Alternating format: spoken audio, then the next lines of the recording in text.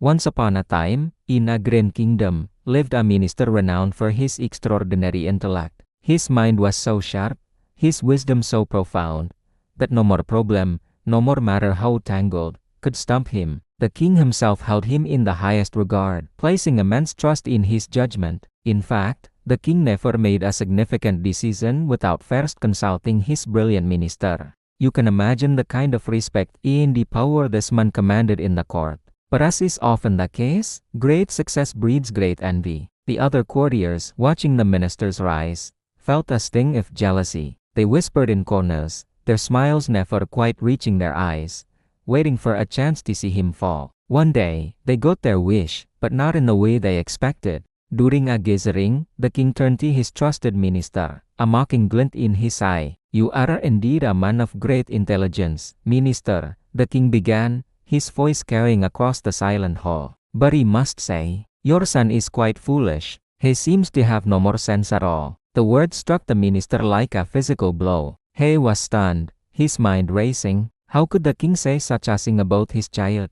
He struggled to maintain his composure, to keep the shock from his face. With a forced calm, he asked, "Your Majesty, may I be so bold as to ask why you believe my son is foolish?" The king let out a hearty laugh, a sound that was echoed by the snickering courtiers. "Oh, it's quite simple," the king replied. "Every morning, when I come out to meet the people, your son is always, sir, standing among the crowd. And every single day, I ask him the same question, which is more valuable, a gold coin or a silver coin? And every single time, without fail, he chooses the silver coin." At this, the entire court erupted in laughter. The sound was deafening, a wave of ridicule washing over the minister. He felt a deep, burning embarrassment. His cheeks flushed, his fist clenched, but he knew better than to argue with the king in public. He said nothing. He simply bowed and retreated. He went straight home, his heart heavy with shame and confusion. He found his son in the courtyard and asked him directly,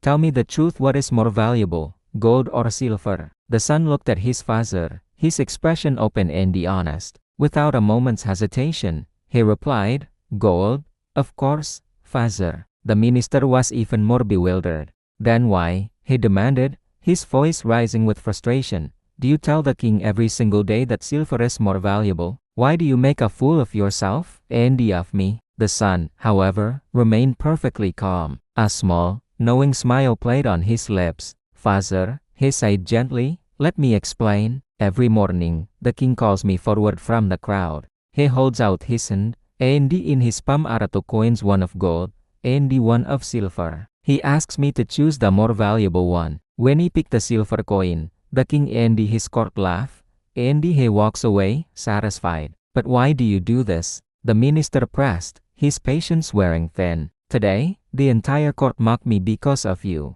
They think my son is a simpleton." The son didn't answer immediately. Instead, he beckoned his father to follow him. "Come with me," he said quietly. He led the minister to his room and he pointed to a large wooden box tucked under his bed. He lifted the heavy lid. The minister gasped. He stared, completely dumbfounded. The box was filled to the brim with gleaming silver coins. It was a small fortune. "Where? How did you get all of these coins?" the minister stammered, his anger melting into disbelief. The son looked at his father and he replied, "Father, these are the silver coins the king has given me, one by one, day after day. Think about it. The day you choose the gold coin, the day you give the correct answer, this little game will end. The king will no more longer find it amusing to test the foolish minister's son, and he will stop receiving a silver coin every single day." He paused, letting his words sink in. "The king enjoys laughing at my supposed foolishness. The court enjoys the spectacle. As long as he play the part of the fool, he keep earning. Why would he ever trade a steady, daily income of silver for a single gold coin, and a moment of being right?"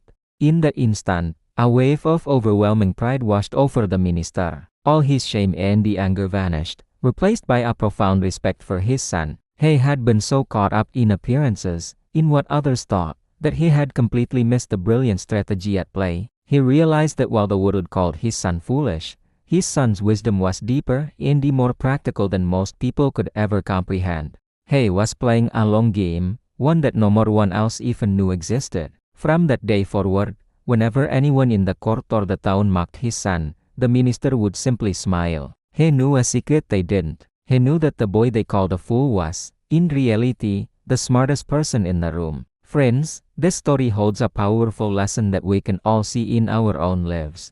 How often do we see people who make a lot of noise but accomplish very little? They're all about appearances, about looking smart and successful. And the answer are others, the quiet ones, who work diligently, achieving great things without any need for applause or recognition. They are focused on the outcome, not the praise. If you know in your heart and in your mind that what you are doing is right, that your strategy is sound, then it doesn't matter what others say. It doesn't matter if people call you foolish, or strange, or crazy. Let them talk. Let them laugh. Your results will speak for themselves in the end. The world has a long history of calling things it doesn't understand crazy. New ideas, different approaches, unconventional paths, they are almost always met with skepticism and ridicule at first. But true wisdom isn't about conforming to everyone else's expectations. It's about seeing the bigger picture, having a vision, and having the courage to follow it, even when you're walking that path alone. So be patient with your journey. Be grateful for the opportunities you have, even the ones that look like silver coins instead of gold. And most importantly, keep moving forward with quiet confidence. Your wooden box will fill up sooner than you think. Thanks for watching. I'll see you next time with another powerful story to help you on your journey. Don't forget to like and subscribe for more content like this.